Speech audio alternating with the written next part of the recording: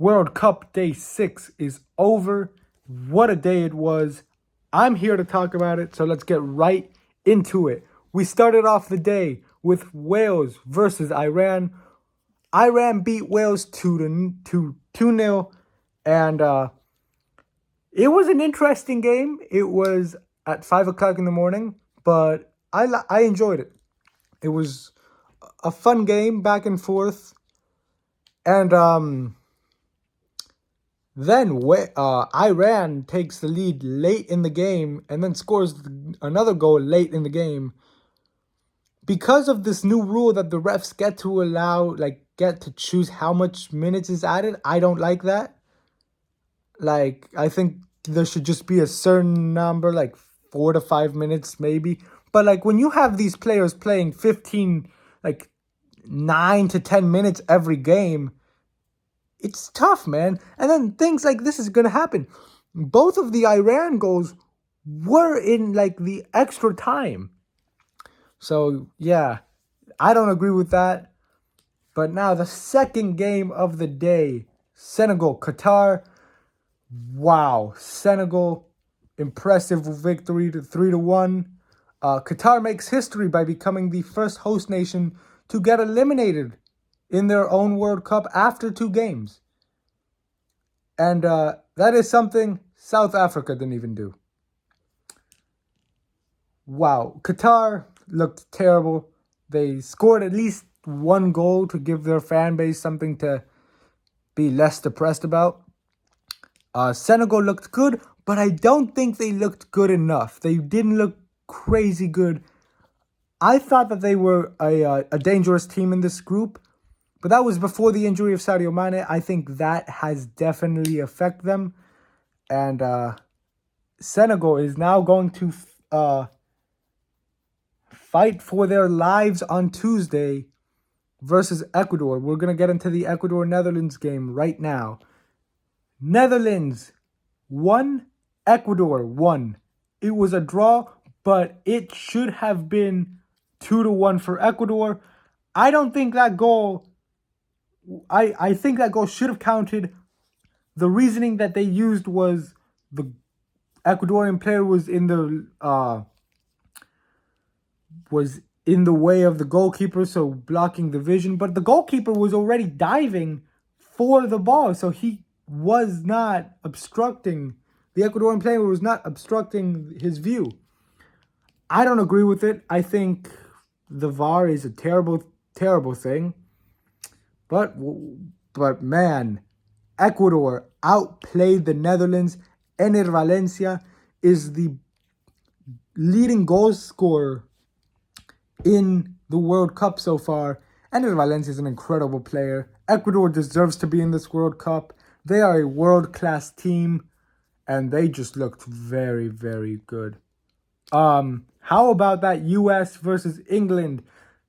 It was football versus soccer. That is, before we get into the game, I want you guys to comment down below and let me know your opinion on this debate. Is it soccer or is it football?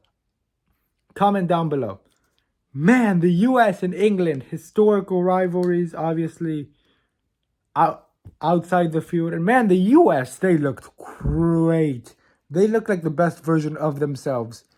Crazy good team. Christian Pulisic finally looked like the Captain America of old. He looked like himself again. I'm very happy to see it. Matt Turner, what a guy, what a player, what a goalkeeper. In my opinion, he is the best United States men's national team goalie since Tim Howard. Tyler Adams deserves to be the captain. You can see he was running up and down.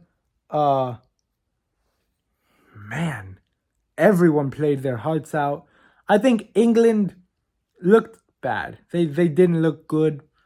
I think Phil Foden should have came on as a substitute. I think Jude Bellingham should not have started.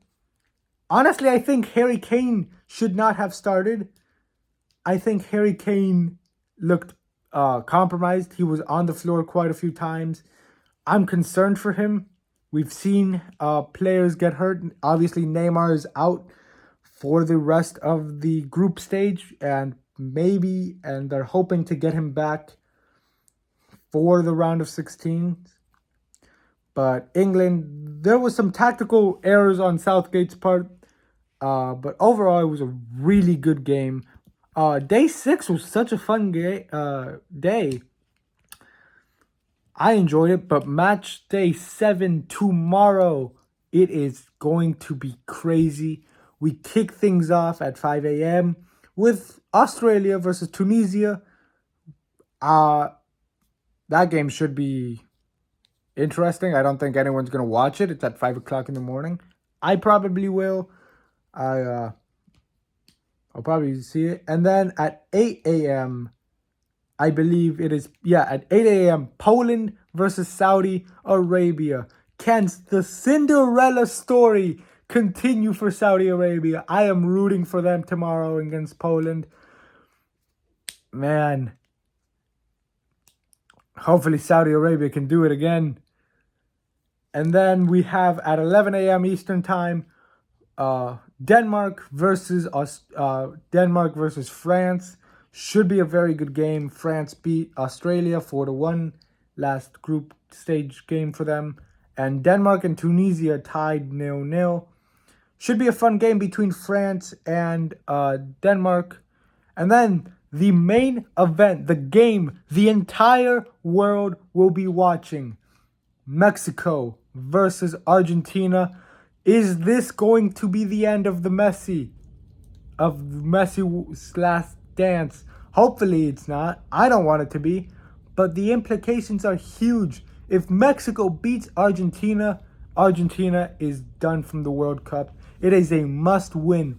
It is a must win for Argentina tomorrow.